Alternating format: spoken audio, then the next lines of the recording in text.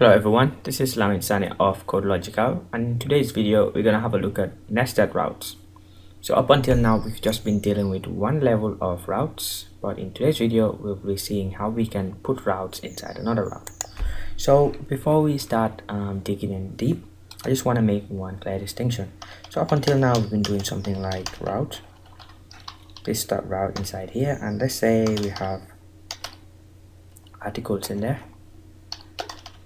Okay, and then we just pass in another parameter called path, say / articles. Okay, so there's another type of route called resource. So you declare it by saying this the resource, and then same parameters as you pass into a route, but with an extra parameter. So articles, and then the path, but it accepts one extra parameter, which is a function. Basically inside this function is where you can declare your other sub-routes. So since this is the main route function and you're declaring either routes or resources inside that, so when you create resources you can put other routes inside it. So let's just cut this and put it inside of here. So let's say you wanted to visit a URL in your browser, say articles, and you want to create a new article. So you want to do something like articles / new. Remember, this is not a dynamic segment, it's different, it's just a two-level route. So how do we create something like that? And the answer is very easy. We just use resources. So inside there we can do another route. So we say new, and the path is new. Basically we can do something like this, dot route as well, and pass in say edit. So that will be creating something like articles / edit, and we have another one path here, and that will be a string of / edit. But there's just one slight difference here. Since this is new, we don't have any dynamic segment like ID. But anytime you want to edit a route, an article, you must provide the ID of that article you want to edit. So this second route here, which is inside the articles resource, must have a dynamic segment of ID. Okay, so but before we dive into the browser and refresh, let me comment this out. Let me comment the internal part out. Let's just have a resource there, or let me just comment all of it out. I want to show something, and we'll just create a regular route. So let's say this dot route, and we'll just call it articles with a path of articles. Okay, so back in our browser, let's just refresh. It's from the previous video. Let's do this and go to our inspector. Okay, so let's just see all the routes we have. So right now we just have an articles route and we don't have any other routes, but let's remove this and uncomment all of this out. Now we will have other routes, but we'll be having the nested routes as well. Okay, let's refresh this. Just take a note of what's going to happen here. My refresh. Okay, let's inspect the routes. As you can see, a whole bunch of routes came in. Okay, so basically we have this top level route. A resource is the same as a route, but it's a special route that can have other routes inside it. So this articles route is a resource, but it's also a route. So its sub routes are loading route and error route, which Ember creates for you automatically with every route, as you can see here. For right now, don't worry about those, but the ones we created are the new route and the edit route. The index route, that's very interesting. Okay, so if we happen to visit this resource directly in the URL like this, / articles, there is no Ember takes the articles template as your containing template and then loads the articles index template inside of that. So let me show you quickly in handlebars what I mean. So let's go in our index.html, and I'll just quickly copy this just to show you. So we'll change the ID, add an ID there of say articles, and inside there we'll have h3 inside the articles template.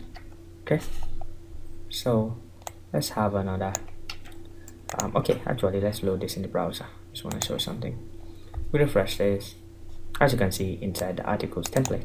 Okay, so let's create another template for this route here. Since we have one for these articles, let's create one for this new route, and we'll see how to show that. Okay, I'll copy this, and before I create this ID for the new route, let's inspect the routes here. So if you want to get an idea of what you should name your routes, a good place to look is in the Ember inspector. We have the articles new route here, and the template name should be having an ID of articles/new. Okay, so we should have articles/new, and that's just given by the dynamic route here. So we have articles/new, and for the edit as well, we'll have articles/edit.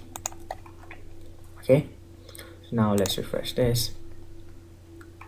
Let's change the template what's inside of the articles/new template and say inside the articles/new, so we can see a difference there. And I refresh again. So now if we visit /new, we should get that message being shown there, but it's not. Okay, so let's see what happened. Aha, okay, that's actually the point I was wanting to make. So you might be wondering, this template here, why didn't it render? And the reason for that is this articles here is not it's like a container for every sub route. So this articles template that was showed here is corresponding to this top level resource.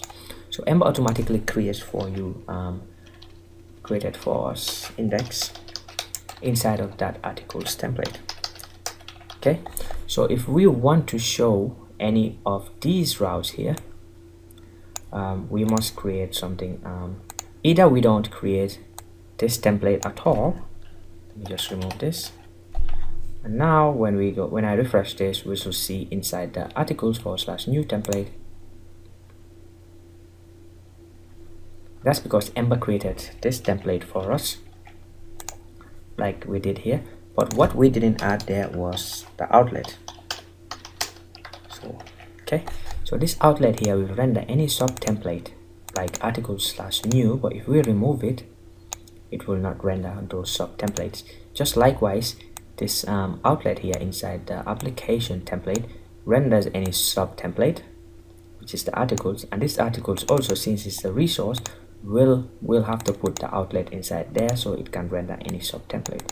So now that I've added this outlet here, when I go back to articles and I refresh, we should see an error because I didn't create the articles/index template. Okay, so we have to create that now since I explicitly added this route index there. Okay, so we will do that now. Articles/index.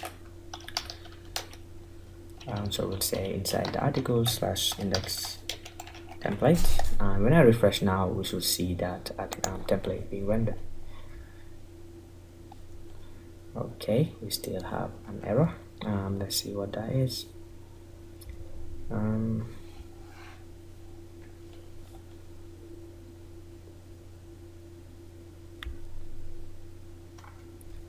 Says the URL articles did not match any routes in your application.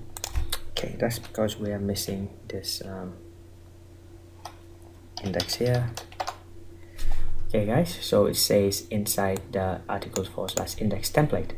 So if you're wondering why we need the index part, just take it as if we defined it here automatically, we will have to create a template for it.